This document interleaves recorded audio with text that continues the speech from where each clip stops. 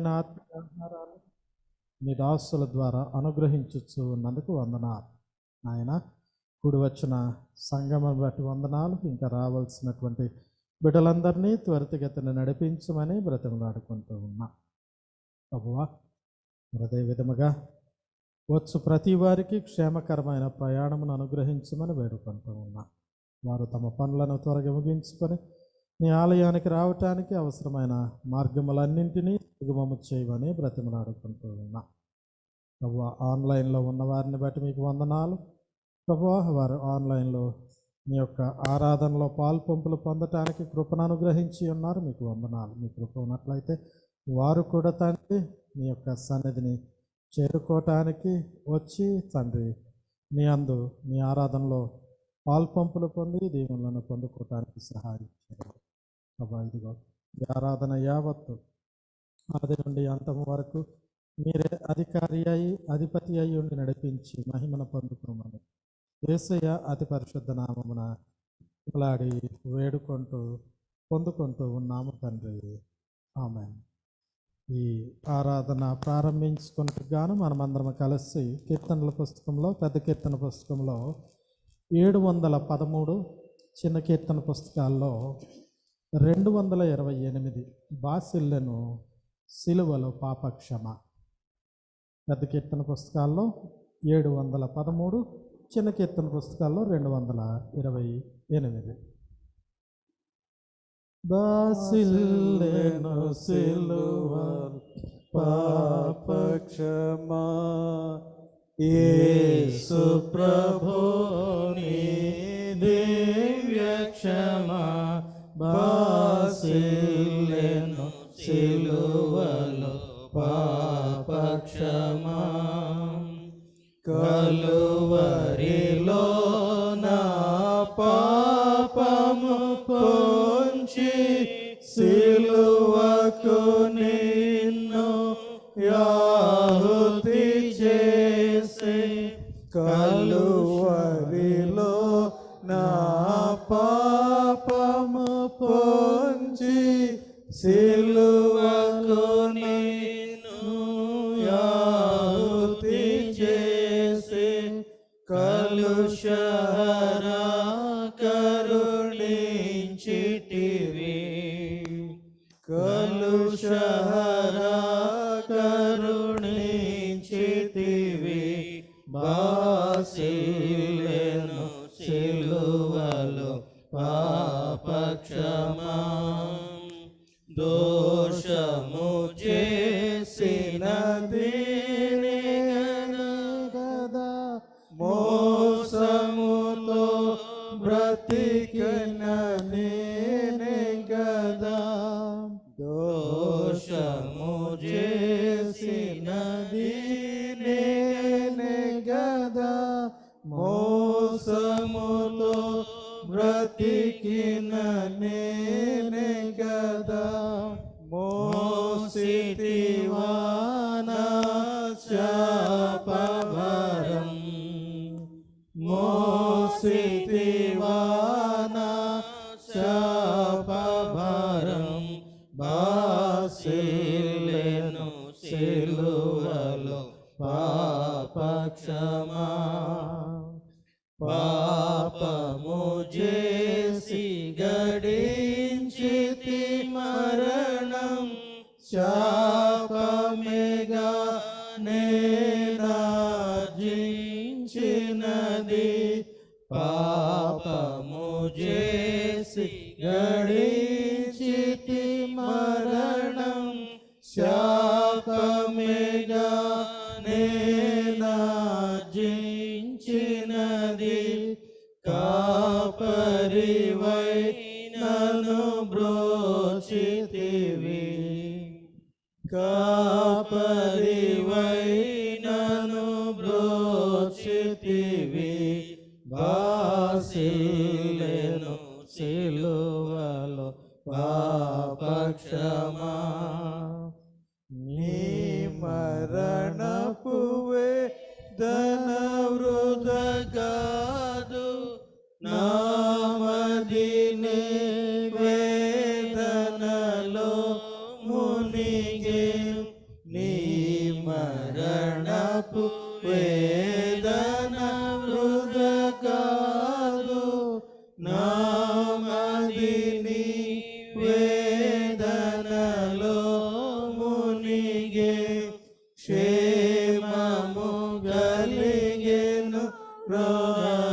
హృదయములో క్షేమము కలిగెను, హృదయములో శీలెను, సిలువలో పాపక్షమా. ఎందులకో నాపై ప్రేమ, అందదయా స్వామి నామదికే. ఎందులకో నాపై ప్రేమ, అందదయా స్వామి నామదికే. అందులకే మయమొందితిని, అందులకే మయమొందితిని. బాసిల్లెను సిలువలో పాపక్షమా. నమ్మిన వారిని కాదనవనియు, నెమ్మది నొసగెడి నా ప్రభుడవని.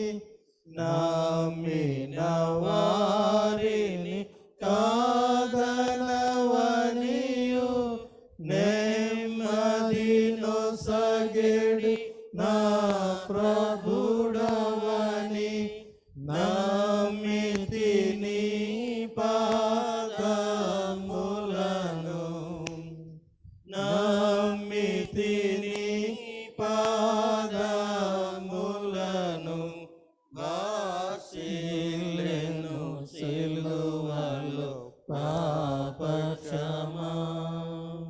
యేసు ప్రభుని దివ్య క్షమా, బాసిల్లెను సిలువలో పాపక్షమా. సాయంకాల ఆరాధన క్రమాన్ని జరిగించుకుందాం. ఓ ప్రభువా, నా పెదవులను తెరువుము. అప్పుడు నా నోరు నీ స్తోత్రమును బయలుపరచును.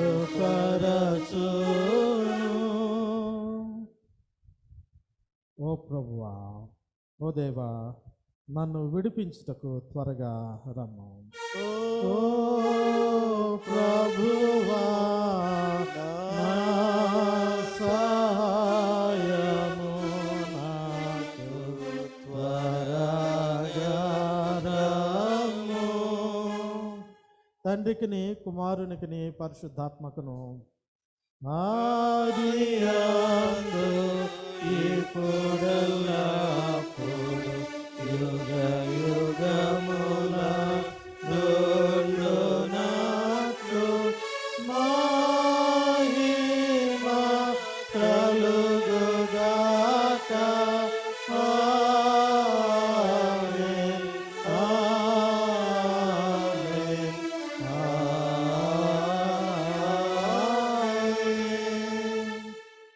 అందరము అలాగే నిలుచొని ఉండి సంకీర్తన 130వ సంకీర్తన ఉత్తర ప్రత్యుత్తర రీతిగా చదువుకుందాం.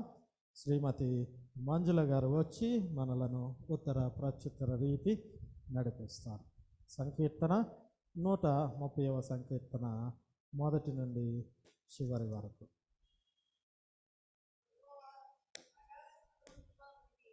నేను నీకు మొరపెట్టుచున్నాను, ప్రభువా నా ప్రార్థన ఆలకించుము, అంతధ్వని వినుము. యెహోవా, నీవు దోషములను కనిపెట్టి చూచిన ఎడల ప్రభువా ఎవడు నిలవగలడు? అయినను జనులు నీ యందు భయభక్తులు నిలుపునట్లు నీ యొద్ద క్షమాపణ దొరుకును. యెహోవా కొరకు నేను కనిపెట్టుచున్నాను, నా ప్రాణము ఆయన కొరకు కనిపెట్టుచున్నది. ఆయన మాట మీద నేను ఆశ పెట్టుకొని ఉన్నాను. కావలి వారు ఉదయం కొరకు కనిపెట్టు కంటే ఎక్కువగా నా ప్రాణము ప్రభువు కొరకు కనిపెట్టుచున్నది. కావలి వారు ఉదయం కొరకు కనిపెట్టు కంటే ఎక్కువగా నా ప్రాణము కనిపెట్టుచున్నది. ఇజ్రాయేలు యెహోవా మీద ఆశ పెట్టుకొనుము, యెహోవా యొద్ద కృప దొరుకును. ఆయన యొద్ద సంపూర్ణ విమోచన దొరుకును. ఇశ్రాయేలు దోషములన్నిటి నుండి ఆయన వారిని విమోచించును. ఈ వాక్యం తండ్రికి కుమారునికి పరిశుద్ధాత్మ ఆదియందు ఇప్పుడు ఎల్లప్పుడూ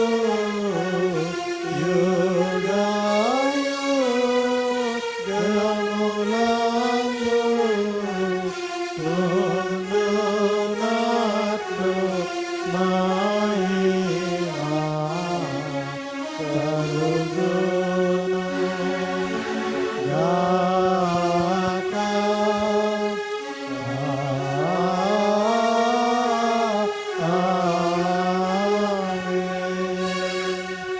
దయచేసి కూర్చునండి. ఈ సమయంలో నిరీక్షణ్ గారు ఒక ప్రత్యేకమైన పాట పాడి వినిపించవలసిందిగా కోరుతూ ఉన్నా.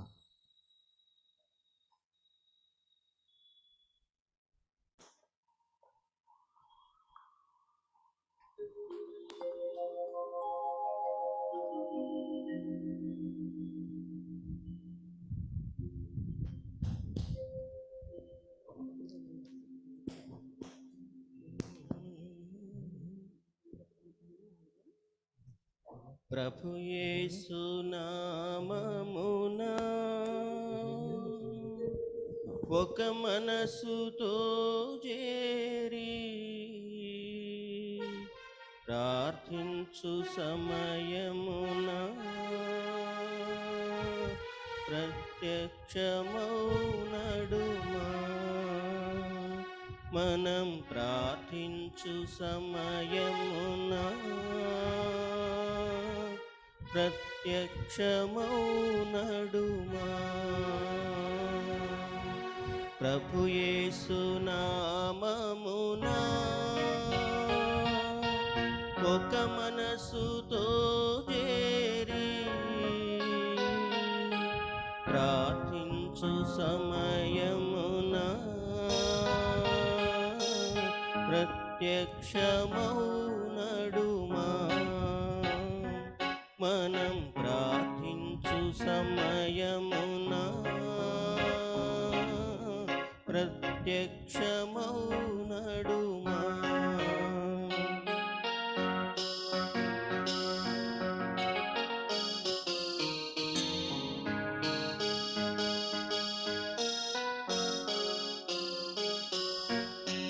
మహున హృదయులకెల్లా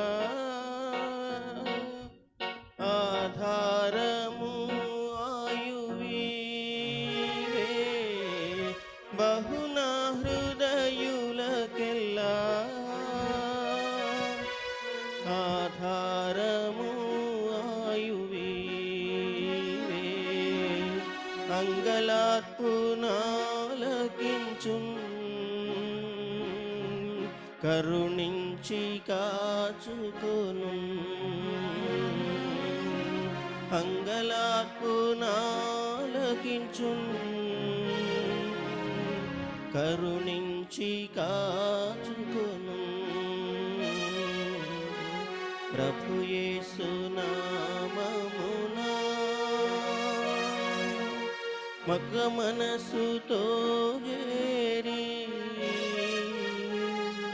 ప్రార్థించు సమయమున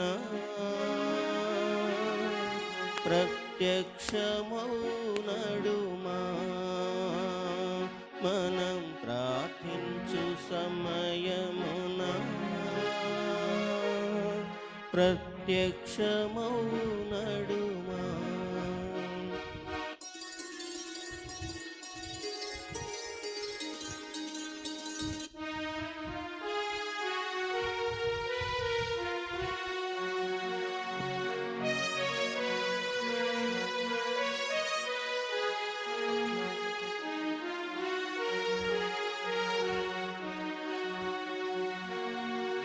వ్యాధి పీడితులన్ కౌగలించు తల్లి వలే. వ్యాధి పాపులన్ కౌగలించు తల్లివలే పరిహారినేననుచు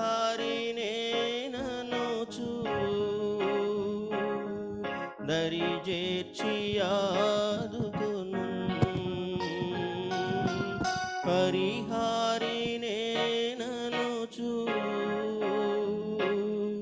దరి చేర్చి ఆదుకును ప్రభు యేసు నామమునా ఒక మనసుతో చేరి ప్రార్థించు సమయమున ప్రత్యక్షమౌనడుమా మనం ప్రార్థించు సమయమున ప్రత్యక్షమౌనడుమా.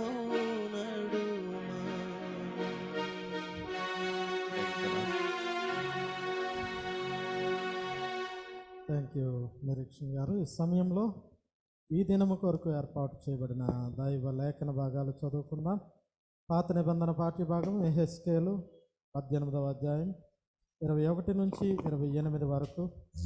సువార్త పాఠ్య భాగం మత్తయి సువార్త 5వ అధ్యాయం 8 నుంచి 26 వరకు చదువుకుందాం.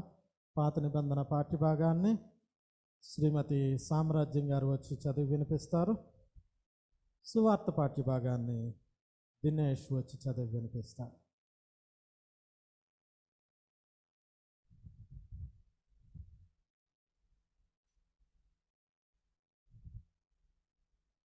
యెహెజ్కేలు 18:21 నుంచి 28 వరకు.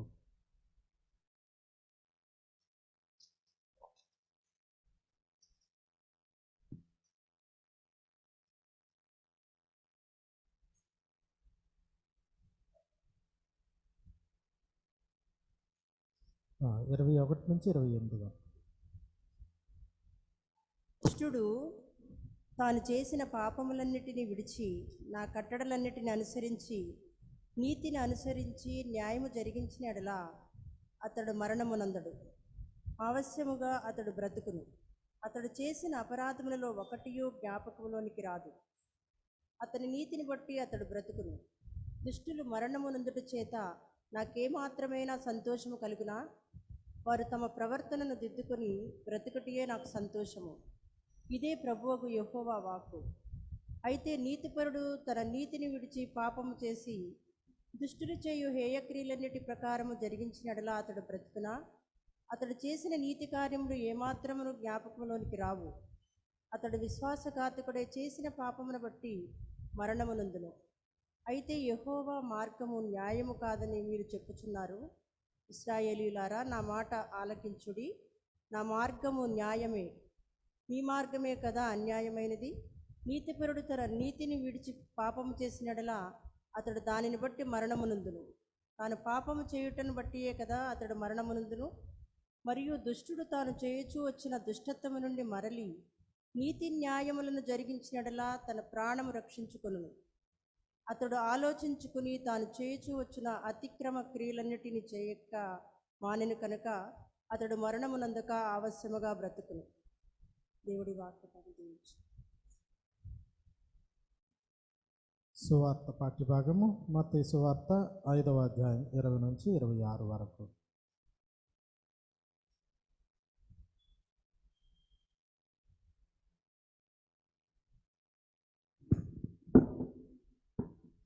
Today's scripture is taken from Matthew chapter 5 verses 20 to 26.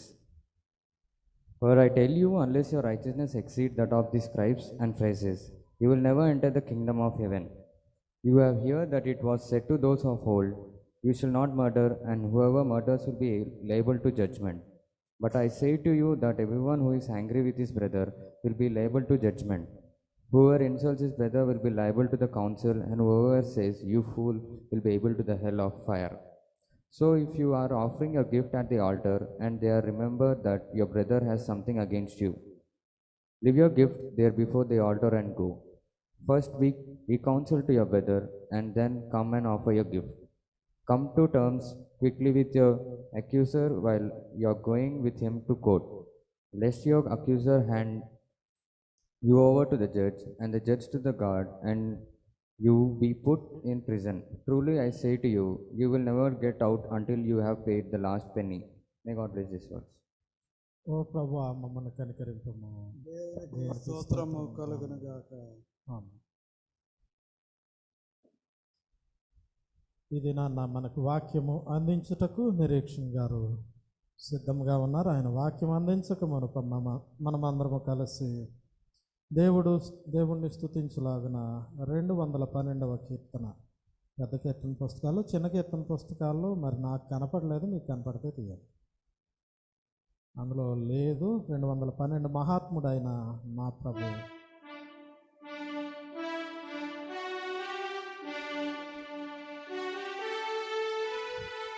$75.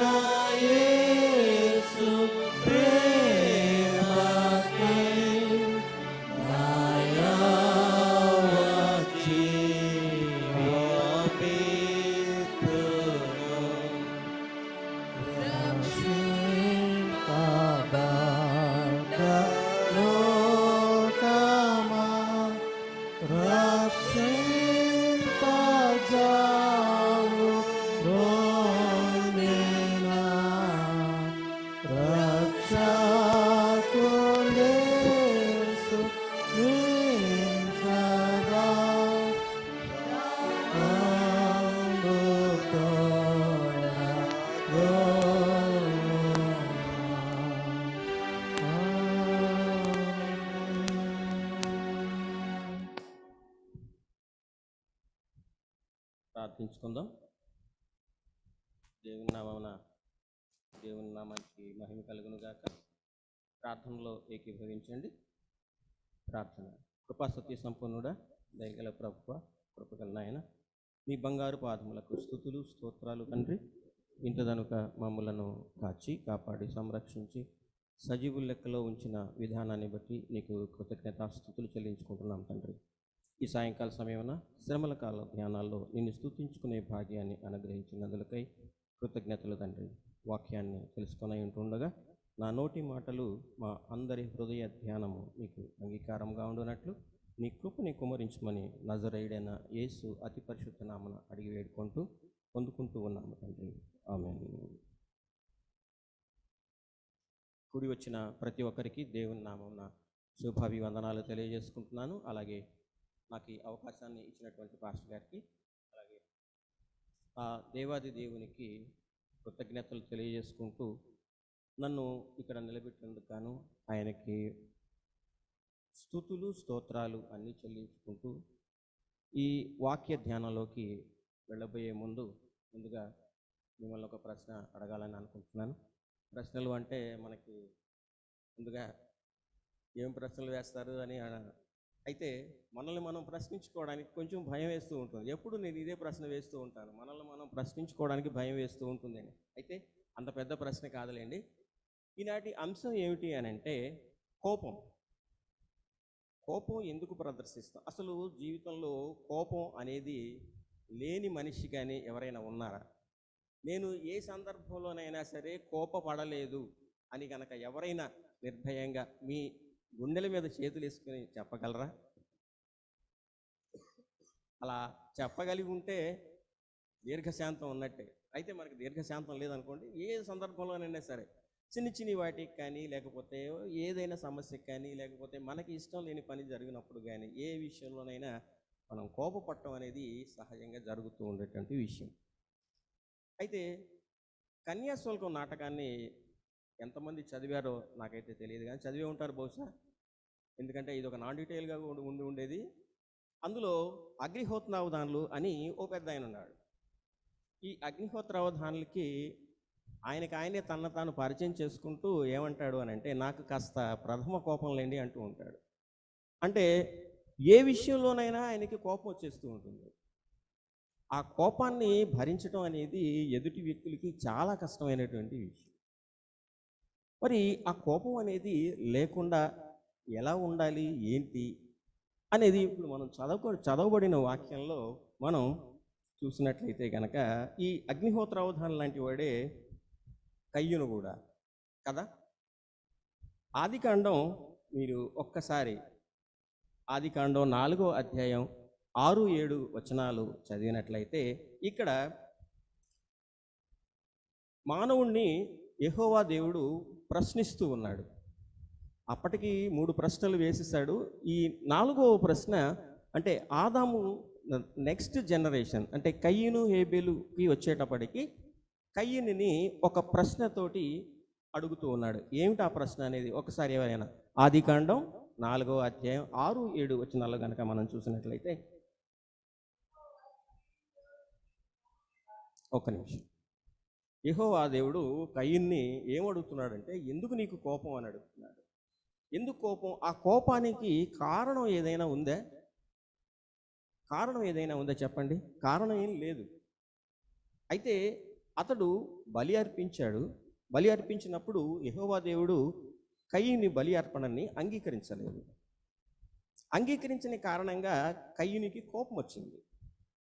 దేవుడు ప్రశ్నిస్తూ ఉన్నాడు, నీకు ఎందుకు కోపం వచ్చింది? నీవు సత్క్రియ చేసిన ఎడల నీ బలి అర్పణని నేను అంగీకరించి ఉండేవాడిని, కానీ అలాగా నువ్వు చేయలేదు.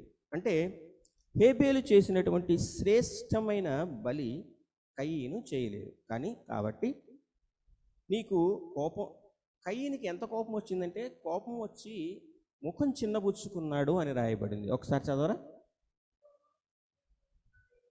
ముఖము చిన్నబుచ్చుకున్నామని యెహోవా దేవుడు కయ్యూనుని ప్రశ్నిస్తూ ఉన్నాడు, నీకు కోపం ఎందుకు వచ్చింది? కోప కారణం ఏమిటో కయ్యూనికి తెలుసు. అంటే బలి అర్పణని అంగీకరించలేదు కాబట్టి కయ్యూను ముఖం చిన్నబుచ్చుకొని కోపం పెట్టుకున్నాడు. తర్వాత సత్క్రియ చేసిన ఎడల నీవు తల ఎత్తుకొనవాలి. సత్క్రియ చేయలేదు అని కయ్యూనికి తెలుసు.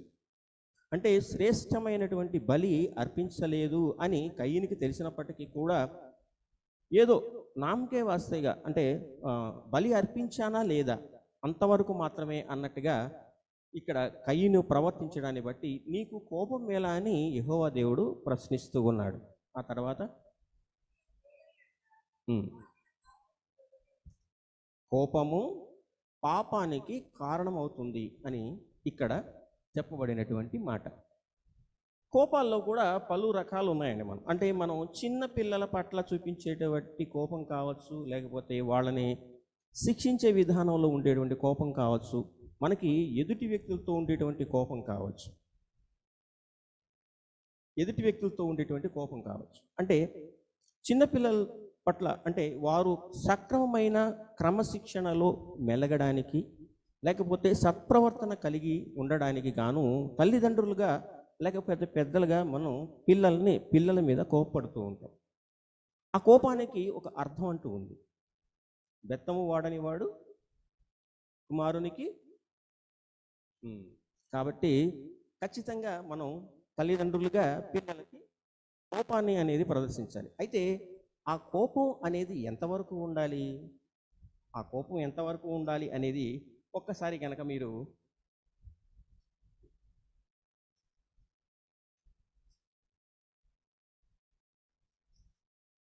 నిమిషం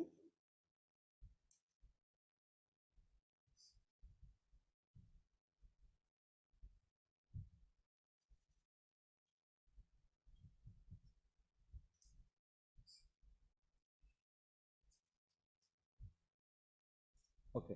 ఎఫ్సీలకు రాసినటువంటి పత్రిక 4వ అధ్యాయం 26వ వచనాన్ని కనుక మనం చూసినట్లయితే ఇక్కడ కోపపడకుడి కానీ పాపము చేయకుడి.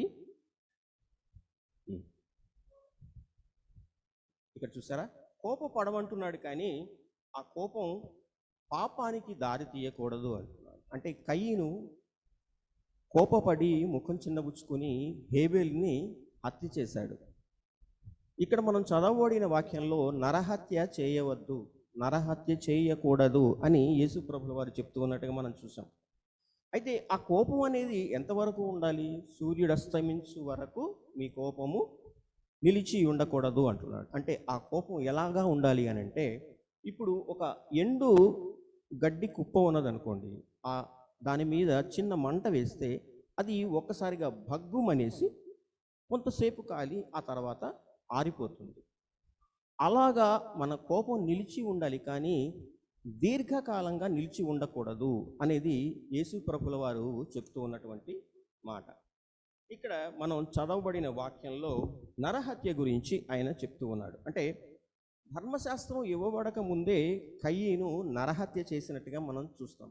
నరహత్య చేయకూడదు అంటే యేసు ప్రభుల వారు ఏమంటున్నారంటే, యేసు ప్రభుల వారు బోధించినటువంటి నూతన నైతిక విలువలలో మొట్టమొదటిదిగా నరహత్య చేయవద్దు లేకపోతే నరహత్య చేయకూడదు అని మనకి నిర్గమకాండం 20వ అధ్యాయం 13వ వచనంలో చెప్పబడినటువంటి 10 ఆజ్ఞల్లోని ఒక ఆజ్ఞ. ఇక్కడ యేసు ప్రభుల వారు ఏం చెప్తూ ఉన్నారనంటే, సహోదరుని పైన కోపపడుట విమర్శకు దారితీస్తుందని యేసుక్రీస్తు వారు హెచ్చరిస్తూ ఉన్నట్టుగా మనకి కనిపిస్తుంది. అంటే నరహత్య ఎంతటి పాపము అని అంటే, నరహత్య చేయడమే కాదు, నరహత్య చేయకుండా ఎదుటి వ్యక్తి హృదయాలని మనం గాయపరిచినట్లయితే అది కూడా నరహత్య కిందకే వస్తుంది అన్నమాట. అంటే అతన్ని గాయపరచాలని నీ మనస్సులో గనక తలంచి ఉన్నట్లయితే గనక అది కూడా పాపం కిందే వస్తుందని ప్రభువు ఇక్కడ మనకి నూతన ఒరవడిని తెలియజేస్తున్నట్లుగా మనకి కనిపిస్తుంది. అంటే కీర్తనలు 1వ అధ్యాయంలో మీరు కనుక చూసినట్లయితే, ఒకసారి కీర్తనలు 1వ అధ్యాయం కనుక మీరు తిరగేయండి, అందులో ఏముందో చూడండి ఒకసారి. దుష్టుల ఆలోచన చొప్పున నడువక పాపుల మార్గమున నిలువక. అంటే మన ఆలోచనలో ఆ కోపము అనేది ఉన్నట్లయితే ఆ ఆలోచన కూడా ఎదుటి వ్యక్తిని గాయపరుస్తుంది అనేది మనకి ఇక్కడ చెప్తున్నటువంటి మాట.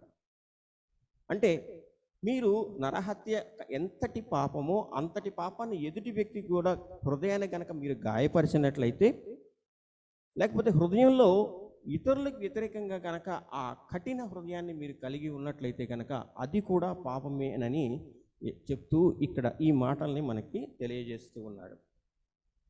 అయితే కోపం అనేది ఒక్కొక్కసారి ఏమిటి అని అంటే పగకి ప్రతీకారానికి కారణమవుతూ ఉంటుంది. ఆ పగ ప్రతీకారం ఎలాగంటే మనం కయ్యని విషయంలో చూసాం. కేవలం తన అర్పణని, యెహోవా దేవుడు తన అర్పణని అంగీకరించలేదు అని హేబేలుని హత్య చేశాడు. అంటే అతని ఆలోచన ఎంత తీవ్రంగా ఉన్నది అని అంటే ఆ కోపం అనేది, పగ అనేది అతని హృదయంలో రగులుతూ పాపాన్ని ప్రేరేపిస్తూ ఉంది. ఆ పాపాన్ని ప్రేరేపించడం ద్వారా తన తమ్ముడైనటువంటి, తన సహోదరుడైనటువంటి హేబేలుని హత్య చేశాడు. హత్య చేయడమే కాకుండా యెహోవా దేవుడు నీ తమ్ముడు ఎక్కడున్నాడు అని అడిగినప్పుడు, నేను నా తమ్ముడికి కావలివాడినా, నా సహోదరుడికి నేను కావలివాడినా అంటూ ఉన్నాడు. అంటే దేవునికి కూడా వ్యతిరేకమైనటువంటి మాటలు ఇక్కడ మాట్లాడుతూ ఉన్నాడు. దేవునితో కూడా సరైన సమాధానం చెప్పడం లేదు. పగలతో రగిలిపోయినటువంటి కయ్యని ఏం చేశాడు అనేది మనకి అంటే నరహత్య కూడా చేశాడు. అంటే అది నేరము అని చెప్పేసి క్రీస్తు ఉద్బోధిస్తూ, మీరు ఇతరుల హృదయాల్ని గాయపరిచినట్లయితే, లేకపోతే ఇతరులని మీ మనసులో కూడా దుష్టత్వం వైపు ఆలోచించినట్లయితే, మీ కోప కారణంగా అతన్ని గాయపరిచినట్లయితే కనుక అది కూడా పాపమేనని ఇక్కడ చెప్తున్నా. అంటే బాహ్యపరమైనటువంటి లేదా కంటికి కనిపించే నరహత్య తీర్పునకు దారితీస్తుంది అని చెప్పేసి ప్రాచీన దినాల్లో ఉన్నటువంటి నమ్మకాన్ని ఆయన ఏమంటూ ఉన్నాడంటే, హృదయాంతరంగంలో కూడా కోపం కలిగి ఉండటం అనేది కూడా పాపానికి దారితీస్తుందని, శిక్షకి దారితీస్తుంది అని ఇక్కడ క్రీస్తు ఉద్బోధిస్తూ ఉన్నాడు మనకి. అయితే మీరు బలి అర్పణ గనక చేస్తూ ఉన్నట్లయితే, బలి అర్పణ సందర్భంగా మీరు ఎవరితోనైనా సరే, మీ సహోదరునితో కానీ, మీ ఎదుటి వ్యక్తితో కానీ, మీ పక్క వ్యక్తితో కానీ, ఎవరితోటైనటువంటి సమాధానం అనేది లేకుండా మీరు బలి అర్పణ దగ్గరికి వచ్చినట్టు బలిపశువుని తీసుకొని బలిపీఠం మీద మీరు బలిపశువు ఉంచినప్పుడు, నేను ఫలానా వారితో లేదా నా సహోదరితోటి నేను సమాధాన పడలేదు, సమాధాన పడాలి అని మీకు ఆలోచన వచ్చిన వెంటనే మీరు ఆ బలి అర్పణ అనేది ఆపేసేసి అక్కడి నుంచి మీరు మీ సహోదరునితో సమాధాన పడిన తరువాత మాత్రమే మీరు ఈ బలిని అర్పించాల్సి ఉంటుంది అనేది ఇక్కడ చెప్తూ ఉన్నటువంటి మాట. బలి అర్పణ అనేది ఎందుకు చేయాలి? ఆదాము హవ్వలు పాపం చేసి ఏదెను తోటలో వారికి ఉన్నటువంటి అర్హతని, అధికారాన్ని, దేవుని ప్రేమని, దేవుని సాన్నిహిత్యాన్ని అంతటినీ కోల్పోయి చివరికి ఏదెను తోటలో నుంచి బయటికి తరిమివేయబడ్డారు, పారద్రోలబడటం అంటే దేవునితోటి దూరంగా జరిగిపోయారు. అయితే దేవుడు తాను సృష్టించినటువంటి మానవులను తనకి దూరం చేసుకోవడం ఆయనకి ఇష్టం లేదు. కాబట్టి ఆ దేవుని ప్రేమని మీరు పొందాలి అని అంటే, దేవుని సాన్నిహిత్యాన్ని మీరు పొందాలి అంటే గనక ఏం చేయాలి అనేది ఆయన ఈ బలి అర్పణ ద్వారా నాకు దగ్గరకు రావడానికి అవకాశం ఉంటుంది. మీరు చేసినటువంటి పాపాలకి ప్రాయశ్చిత్తం ఉంటుంది. ఆ ప్రాయశ్చిత్తం ప్రకారంగా మీరు బలి అర్పించాలి ఉంటుంది అని ఇక్కడ తెలియజేస్తున్నటువంటి మాట. అంతేకాకుండా ఈ బలులు అర్పించే విధానంలో ఏమిటి అని అంటే, కేవలం బలి అర్పించటం కాదు, పాపపు ఒప్పుదల ఉండాలి. మీ పాపపు ఒప్పుదల లేకుండా, లేకపోతే మీరు మారు మనస్సు పొందకుండా, పశ్చాత్తాపం పొందకుండా, సమాధాన పడకుండా మీరు బలి అర్పించినప్పటికీ కూడా అది దేవునికి చేరదు, దేవునితోటి మీకు సాన్నిహిత్యం కలగదు. మీరు ఎదుటి వ్యక్తితో కానీ సమాధాన పడకుండా దేవుని సాన్నిహిత్యాన్ని మీరు కోరుకుంటే ఆ సమాధానం అనేది మీకు దొరకదు. కాబట్టి దేవునితో సమాధానం కావాలి, లేక ఆ వ్యక్తిని మీరు సమాధాన పడిన తర్వాతనే బలి అర్పణకి రావాల్సి ఉంటుందని చెప్తున్నారు. అంతేకాకుండా ఇక్కడ ఏమంటున్నాడంటే, మనం సమాధాన పడిపోతే సరిపోతుందా, లేకపోతే ఎదుటి వ్యక్తితో నాకు సమాధానం కావాలి, అతనితో నాకు సమాధానం లేదు అని మీరు ఆలోచించినట్లయితే కనుక ఇక్కడ మరో మాటగా ఏం చెప్తున్నాడు అని అంటే, నీకు కాదు నీ సహోదరుని హృదయమున ఏమైనా ఉన్నను నీవే సమాధాన పడాలి. చూసారా, ఇక్కడ నువ్వు సమాధాన పడటం కాదు, ఒకవేళ నీ సహోదరుని హృదయంలో కూడా సమాధానం అనేది నీ పట్ల సమాధానం లేకపోతే దానికి కూడా నువ్వే సమాధాన పడాలి, దానికి కూడా నువ్వే సమాధానం చెప్పాలి. బలి అర్పణకు ముందు దీన్ని కూడా నీవు ఆలోచించుకోవాలి అని సమాధాన పడటం గురించి దేవుడు ఇక్కడ ప్రత్యేకంగా తెలియజేస్తున్నటువంటి మాట. అంటే మానవునికి మధ్య సమాధానం లేకపోతే ఇక మనం దేవునితో ఎలా సమాధాన పడతాం? అలా సమాధాన పడాలి అని అంటే ఏం చేయాలి? ఎప్పుడు సమాధాన పడాలి? ఎప్పుడు సమాధాన పడాలి? ఏ సమయంలో సమాధాన పడాలి? ఎక్కడ సమాధాన పడాలి? అయితే మన కోపం అనేది దేనికి ఒప్పుకోదు, సమాధాన పడటానికి ఒప్పుకోదు, మనం తగ్గడానికి ఒప్పుకోదు. తగ్గడానికి ఒప్పుకోడు అని అంటే ఏంటంటే,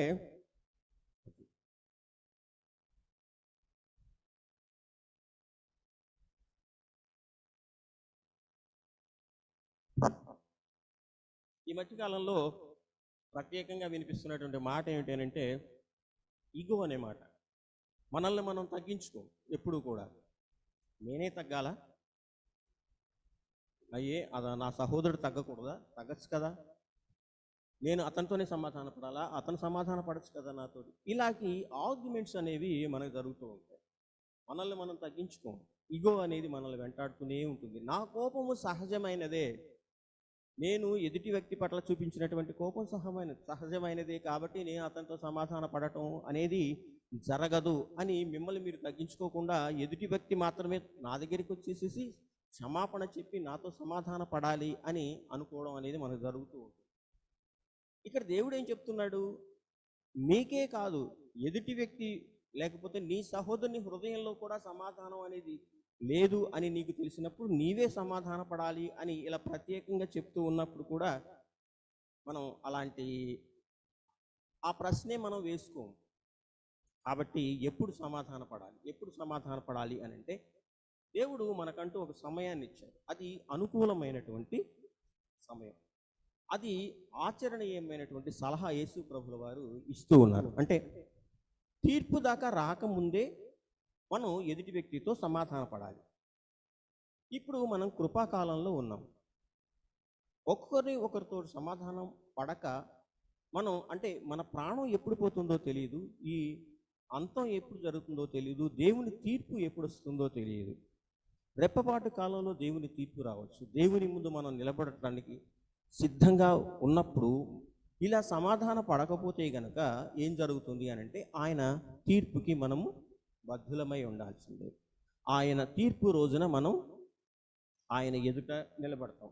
అప్పుడు ఆ అనుకూల సమయంలో మనం సమాధాన పడకపోతే ఏం జరుగుతుంది అనేది మనందరికీ తెలిసినటువంటి విషయమే. రాకడ సమయంలో మనం సమాధాన పడకుండా బలి అర్పించినా ఏం చేసినా కూడా మనకి దేవుని తీర్పు అనేది మన మీద ప్రత్యేకంగా ఉంటుంది. కాబట్టి తీర్పు అనేది రాకముందే మనం ఎదుటి వ్యక్తితో లేకపోతే ప్రతివాదితోటి సమాధాన పడటం అనేది ఉత్తమమైనటువంటి మార్గం. లేకపోతే మనకి చెరసాల పాలు కావాల్సి వస్తుంది.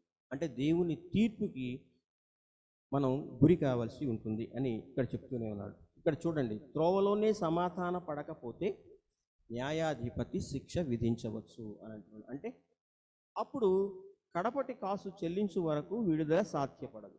కాబట్టి మనం అనుకూల సమయంలో సమాధాన పడాలి అనేది ఇక్కడ తెలుస్తున్నటువంటి విషయం.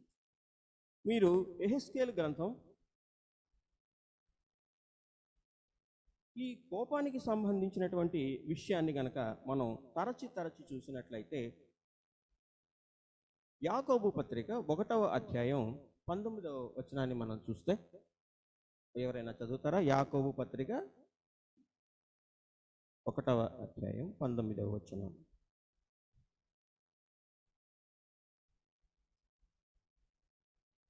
ప్రతి మనుష్యుడు వినుటకు వేగిర పడువాడును. మాట మనుషుడు వినడానికి వేగిర పడటం లేదండి. ఎదుటి వ్యక్తి ఏం చెప్తున్నాడు అనేది కానీ వినటానికి వేగిర పడకుండా ఏదో చెప్తున్నాడులే, లేకపోతే అతని మాటల్ని మనం నిర్లక్ష్యం చేస్తూ అసలు అతని హృదయంలో ఏముంది, అతడు మనకేం చెప్పదలుచుకున్నాడు అనేది మనం వినటం లేదు అని ఇక్కడ యాకోబు ప్రత్యక్షంగా తెలియజేస్తున్నటువంటి విషయం ఏంటి అంటే ప్రతి మనుష్యుడు వినుటకు వేగిరపడువాడుగాను ఉండమంటున్నాడు. మాట వినకపోవడం అనేది మన మానవుని ప్రధానమైనటువంటి లక్షణం. అయితే వినటానికి వేగిరపడమంటున్నాడు. ఆ తర్వాత మాటలాడుటకు నిదానించువాడను. మాటలాడుటకు నిదానించువాడను అని అంటే ముందు వినాలి. వినటం అనేది జరగకపోతే ఇక మాట్లాడటం అనేది ఏముంటుంది? వినకముందే మనం మాట్లాడేస్తూ ఉంటాం.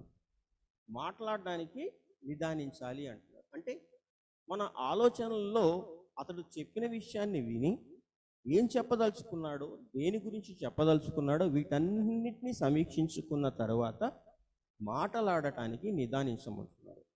మన మాటల్లో నిదానం అనేది లేదు, వినటంలో వేగిర పడటం అనేది లేదు. తర్వాత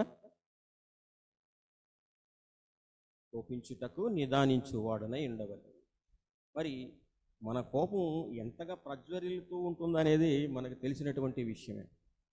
అది సైన్స్ పరంగా కూడా చూసుకున్నట్లయితే భయంకరమైనటువంటి కోపం వల్ల అంటే బ్లడ్ ప్రెషర్ విపరీతంగా పెరిగిపోయి ఉడికిపోతుంది అంటారు చూడండి, రక్తం ఉడికిపోతుంది అన్నారు.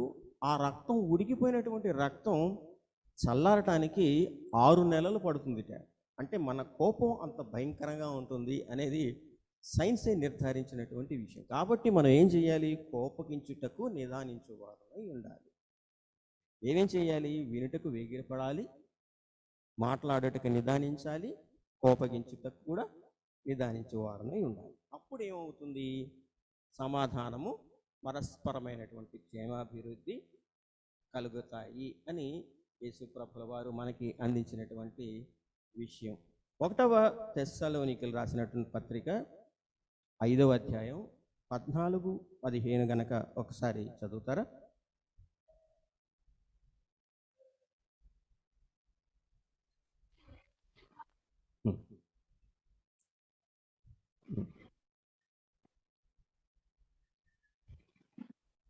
ఒక నిమిషం. అందరి ఎడల దీర్ఘశాంతము కలవారై ఉండు.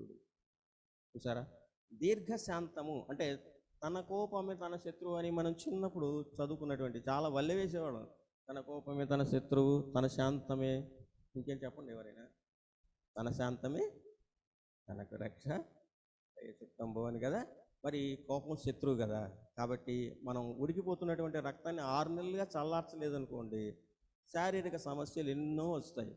అంత ఉడికిపోతున్నటువంటి రక్తం శరీరంలో ఉందనుకోండి, ఆ కోప కారణంగా ఉన్నదని శారీరక సమస్యలన్నీ వస్తాయి. కాబట్టి ప్రతి మనుషుడు వినటానికి వేగిరపడాలి, మాట్లాడేటకు నిదానించాలి, కోపగించుటకు నిదానించాలి, ఇంకా దీర్ఘశాంతము గలవాడై ఉండాలి. కాబట్టి మరి మనల్ని మనం ప్రశ్నించుకుంటూ ఉందాం. ఏంటంటే మరి కోపం ఎందుకు కారణమవుతుందో, అలాగే బలి అర్పణ సమయంలో మీ సహోదరునితో సమాధాన పడకపోతే ఏం జరుగుతుందో, ఏ సమయంలో సమాధాన పడాలో, మీ సహోదరుని హృదయంలో ఎటువంటి సమస్య ఉందో, లేకపోతే అతనితో మీకు కనుక సమాధానం లేకపోతే దాని గురించి కూడా మీరు సమాధాన పడాలి అని మనకి పరిశుద్ధ లేఖన భాగాలు తెలియజేస్తూ ఉన్నాయి. కాబట్టి మనం కోపపడకుండా దీర్ఘశాంతం కలవారమై ఉందాం. అటువంటి దీర్ఘశాంతాన్ని మనం యేసు ప్రభుల వారి దగ్గర నుంచి మనం నేర్చుకుందాం. సిలువ ధ్యానంలో ఉన్నాం కాబట్టి మనకి సిలువ ప్రయాణంలో యేసు ప్రభుల వారితో పాటు 2 దొంగలు సిలువ వేయబడ్డారు. అందులో కుడి వైపు ఉన్నటువంటి దొంగ రక్షింపబడ్డాడు, ఎడమ వైపు ఉన్నటువంటి దొంగ నరకానికి వెళ్ళిపోయాడు. ఎందుకు అంటే అతను ఆ సమయంలో తనకి వస్తున్నటువంటి కోపాన్ని కూడా వెళ్ళగక్కుతూ ఉన్నాడు, ఎడమ వైపు ఉన్న దొంగ. కానీ కుడివైపు ఉన్నటువంటి దొంగ ఏం చేశాడు? దేవుణ్ణి అక్కడ అడుగుతూ ఉన్నాడు.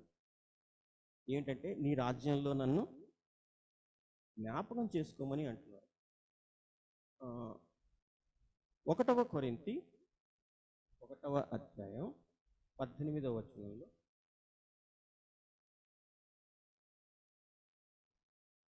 ఒక నిమిషం. రక్షింపబడుచున్న మనకు దేవుని శిక్ష, నశించిపోతున్న దొంగకు వెర్రితనమైంది, రక్షింపబడిన దొంగకి దేవుని శక్తి అయింది. చూసారా? ఈ రక్షింపబడినటువంటి దొంగ కుడివైపున ఉన్నటువంటి దొంగ, అయితే ఇతడు గల్లే ప్రాంతానికి చెందినవాడని మనకి తెలుస్తూ ఉంది. కానీ ఆయన యేసు ప్రభుతో ఆ శిలువపై వేలాడుతూ దేవునితో సమాధానం కొరకు ఎదురు చూసినట్లుగా మనకు కనిపిస్తుంది. ఎక్కడో నేను చదివిన జ్ఞాపకం అదేంటంటే, ఈ కుడివైపున ఉన్న దొంగ కూడా 7 మాటలు మాట్లాడాడట.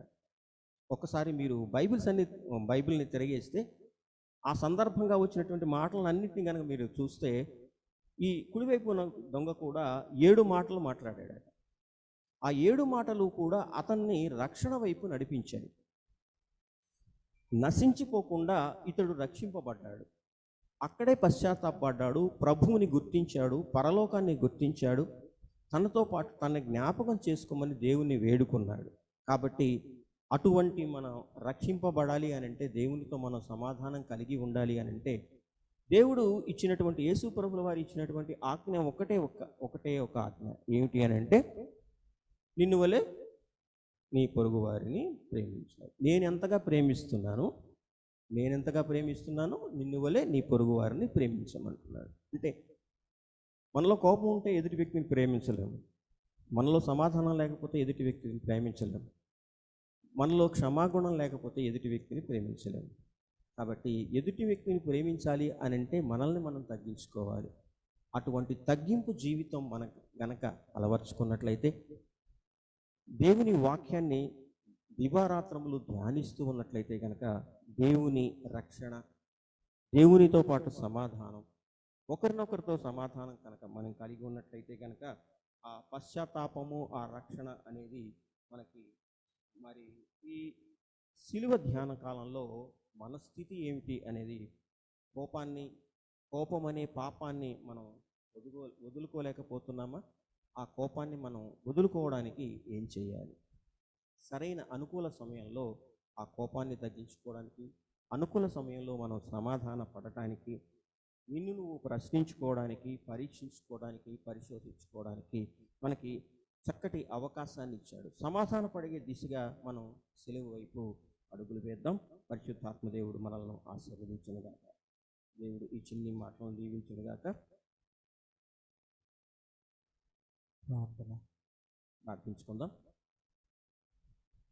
అన్ని మంచి ఇవులకు కారణభూతులైనటువంటి మా పరలోకపు తండ్రి, నీకు స్తుతులు స్తోత్రాలు నాయన. విన్న వాక్యాన్ని మా మనస్సుల్లో విత్తబడులాగున కృపని అనుగ్రహించండి.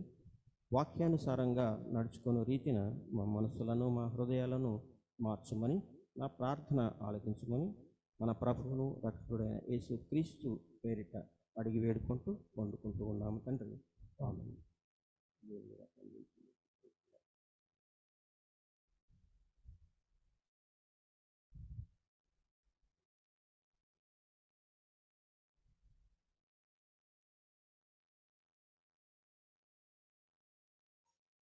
మరొక్క మారు దేవునికి స్తోత్రాలు.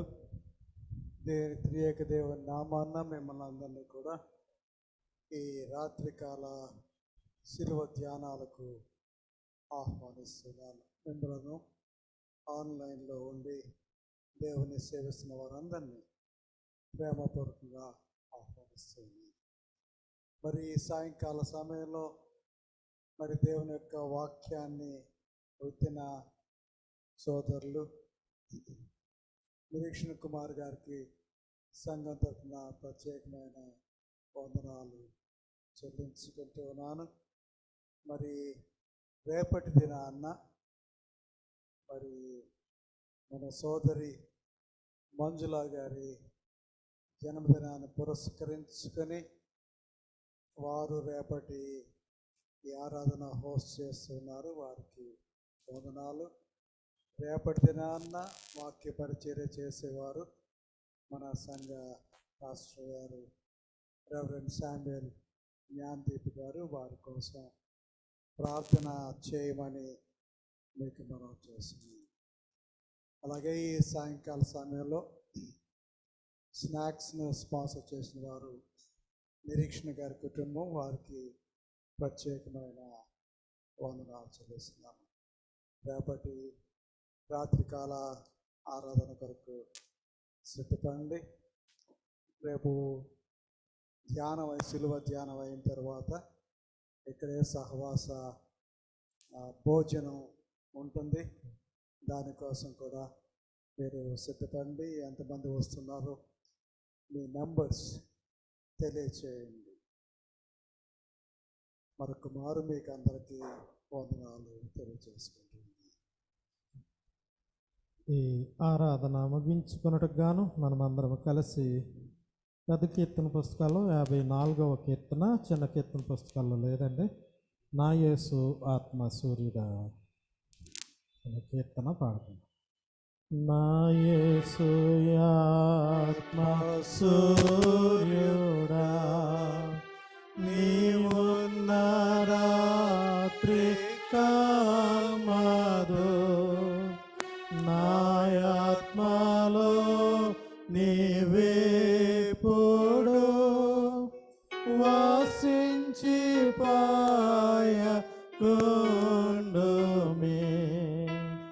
నేను నిద్రించు వేళలో నాకు నా భయ మీరుము, నేలేచి పని చేయగా నా యొద్ద నుండు రక్షక,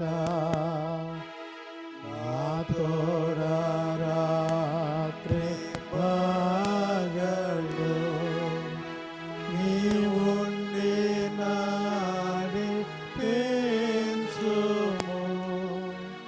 నీవు నాతో లేకుండినా జీవింపజాలను,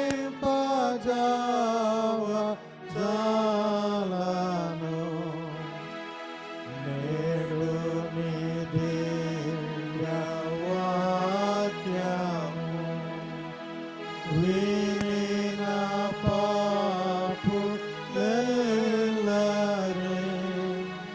క్షమించి గుణపరచి నీ మందలోకి చేర్చుము.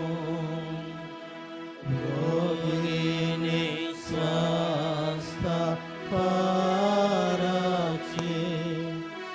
బీదలను పోషించుమి. దుఃఖించువారి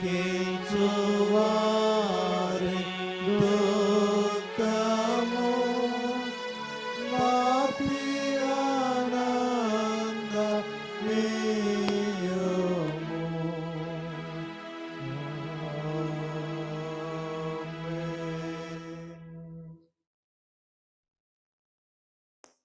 ప్రభు మీతో ఉండును గాక. మీ ఆత్మతో ఉండును గాక. ప్రార్థించును.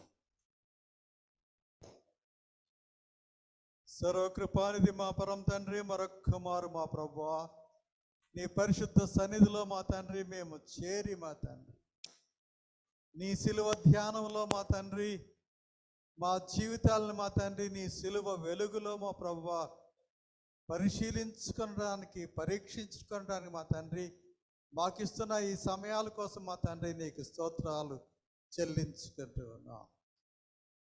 సమాధానాధిపతి మా తండ్రి నీకు స్తోత్రాలు చెల్లించుకుంటూ ఉన్నాం. నీ ఉగ్రతను భరించలేము మా ప్రభువా, అయినప్పటికీ మా తండ్రి నీ మమ్మల్ని ప్రేమించి కరుణతో మా తండ్రి మమ్మల్ని క్షమిస్తూ ఉన్నందుకు, మా ప్రతి బలహీనత తీసివేస్తున్నందుకే నీకు వందనాలు చెల్లించుకుంటూ ఉన్నాం. మాకున్న బలహీనతలో మా ప్రభువా ఒకటి కోపం మా తండ్రి, కోపగించే మనస్తత్వం మా తండ్రి కలిగిన వారు మా తండ్రి, మా ఇరుగు పొరుగుల మీద మా తండ్రి ఆ కారణంగా కోపగించే మా తండ్రి మా జీవితాలను మా తండ్రి సరిదిద్దమని ప్రార్థన చేసుకుంటూ ఉన్నాం. మా తండ్రి కయ్యను కోపాన్ని మేము గమనించుకున్నాం మా ప్రభువా. కయ్యను మా తండ్రి మీరు ప్రశ్నించారు మా ప్రభువా, నీ ముఖము ఎందుకు చిన్నబుచ్చుకున్నావని. అనేక సార్లు మా ప్రభువా అదే శిక్షా విధిలో కూడా మా తండ్రి మేము ఉంటూ ఉన్నాం మా ప్రభువా. మమ్మల్ని క్షమించండి మా తండ్రి. మా కోపాన్ని పరిహరించండి. నిన్ను తూలనాడే మా జీవితాన్ని సరిచేయండి. నీ కొరకైన కుమారులుగా కుమార్తెలుగా మా ప్రభువా మరొక్క మారు మమ్మల్ని సిద్ధపరచమని ప్రార్థన చేసుకుంటూ ఉన్నాం. మా తండ్రి, సిలువనెక్కిన మీరు మా ప్రభువా మేము చేస్తున్న అకృత్యాలను చూసి మా తండ్రి వీరేం చేస్తున్నారో వీరికి తెలియదు కనుక మా తండ్రి క్షమించమని తండ్రిని ప్రార్థించిన గొప్ప దేవా, అటువంటి క్షమాపణ మా తండ్రి మా జీవితాల్లో మాకు దయచేయమని వేడుకుంటూ ఉన్నాం. సమాధానకర్తలుగా మా తండ్రి ఈ లోకంలో మా తండ్రి నామానికి వని తెచ్చేవారిగా, నీ నామాన్ని మయంపరిచేవారిగా మా తండ్రి మమ్మల్ని రూపాంతరం చెందించమని వేడుకుంటూ ఉన్నాం. పాపపు ట్యూబులో పడిపోకుండా కోపాన్ని బట్టి మా తండ్రి మనశిక్షకు మా తండ్రి దారి తీయకుండా నీ చేయి పెట్టి మా ప్రభువా నీ మార్గాల్లో, నీ సిలువను చూచే మార్గాల్లో, నీ ప్రేమను అనుభవించే మార్గాల్లో, నీ క్షమాపణ అందుకునే మార్గాల్లో మమ్మల్ని నడిపించమని ప్రార్థన చేసుకుంటూ ఉన్నాం. ఈ రాత్రికాల సమయంలో మా తండ్రి నీ వాక్యాన్ని విత్తిన నీ దాసుడు నిరీక్షణ కుమార్ గారి కొరకు, వారి కుటుంబం కొరకు ప్రత్యేకమైన వందనాలు చెల్లించుకుంటూ ఉన్నాం. మా తండ్రి దినదినము మా తండ్రి నీ జ్ఞానంలో, దైవ జ్ఞానంలో మా తండ్రి నీ కుమారుడు మా తండ్రి ముందడుగులు వేస్తూ ఉండగా మా తండ్రి వారికి ఉన్న ఆసక్తిని మా తండ్రి వాటిని బట్టి మా ప్రభువా నీకు వందనాలు చెల్లించుకుంటూ ఉన్నాం. ఇంకను మా తండ్రి పటిష్టమైన బలీయమైన సేవకునిగా మా తండ్రి నిరీక్షణ మా తండ్రి మీరు మరొక్కసారి ప్రతిష్ఠించమని బలపరచమని ప్రార్థన చేసుకుంటూ ఉన్నాం. ఆయన యొక్క వాక్య ధ్యానం ద్వారా మా తండ్రి నీవే స్తుతి మహిమ ఘనత పొందమని ప్రార్థన చేసుకుంటూ ఉన్నాం. మా ప్రభువా హేమలత గారిని బట్టి స్తోత్రాలు. మా ప్రభువా కుమార్తె స్టెఫీ విషయంలో మా తండ్రి వారు చేస్తున్న ప్రార్థన మీకు తెలుసు, వారు చేస్తున్న ప్రయత్నాలు మీకు తెలుసు. మా తండ్రి నీ చిత్తానికి వారు చేస్తున్న ప్రతి పని అనుకూలంగా మార్చుకోండి ప్రభువా. నీ గొప్పలు విప్పండి, సహాయం చేయండి. సాధ్యమైన త్వరలో ఆ కుమార్తె భర్తను చేరుకునే మా తండ్రి ఆ గొప్ప కృపలో మా తండ్రి వారిని నడిపించమని వేడుకుంటూ ఉన్నాం. అలాగే మా తండ్రి కుమారుని కొరకు వందనాలు. మా తండ్రి ఇంత చక్కటి సాక్షి కుటుంబంగా వారిని కట్టినందుకే వందనాలు. అదే సమయంలో మీరేమని కూడా మేము జ్ఞాపకం చేసుకుంటూ ఉన్నాం. మా తండ్రి ఆ బిడ్డకిస్తున్న స్వస్థత కొరకు, మరి ముఖ్యంగా నీ అందులో ఆసక్తి కొరకు స్తోత్రాలు. ఈ కుటుంబాన్ని మా తండ్రి అనేక మందికి మేలు తెచ్చే కుటుంబంగా, దీవెనలు తెచ్చే కుటుంబంగా, మా తండ్రి సమాధానం పంచి ఇచ్చే కుటుంబంగా మా తండ్రి మరొక మారిని సిలుచోరును భద్రపడుతుంది. ఈ రాత్రికాల సమయంలో మా ప్రభువా నీ సన్నిధిలోంచి మేము బయలుదేరి వెళ్తుండగా మా తండ్రి మా మార్గాల్లో మీరు మాతో ఉండండి. మా తండ్రి ఇశ్రాయేలు సైన్యాలకి ముందు నడిచారు మా తండ్రి, ఆ విధంగా మా ముందు నడవండి. క్షేమంగా మా గృహాలకు చేర్చండి మా ప్రభువా. నీ చిన్నపతే రేపటి సమయాన, రేపు రాత్రికాల సమయంలో ఇదే విధంగా మేము కలుసుకొని నీ అందు ఆనందించే మా తండ్రి ఆ గొప్ప జీవితాలను మాకు దయచేయమని దీవించి పంపించమని మా ప్రభువును రక్షకుడైన యేసు స్వామి పేట పెట్టుకొంచున్నాం తండ్రి. ఆమేన్. పరలోకమందున్న మా తండ్రి, నీ నామం పరిశుద్ధపరచుకొనుగాక, నీ రాజ్యం వచ్చునుగాక, నీ చిత్తం పరలోకమందు నెరవేరుచున్నట్టు భూమి యందు నెరవేరునుగాక. మా అనుదిన ఆహారం నేడు మాకు దయచేయండి. మళ్ళీ అపరాధం చేసిన వారిని మేము క్షమించి ఉన్న ప్రకారం అపరాధం క్షమించి శోధనలోనైతే కాదుష్యం తప్పించి రాజ్యము శక్తి మహిమ నిరంతరం నీవే ఉన్నావు తండ్రి. ఆమేన్. మన తండ్రి అయిన దేవుని ప్రేమ, ప్రభు అయిన యేసుక్రీస్తు వారి కృప, పరిశుద్ధాత్మ యొక్క నిన్ను సహవాసము ఇప్పుడు ఎల్లప్పుడు సదాకాలం మీకు తోడైండును గాక. ఆమేన్. దేవుని వారసులం, ప్రేమ నివాసులము, జీవనయాత్రికులం, యేసుని దాసులము, నవయుగ సైనికులం, పరలోక పౌరులము. హల్లెలూయా. నవయుగ సైనికులం, పరలోక పౌరులము.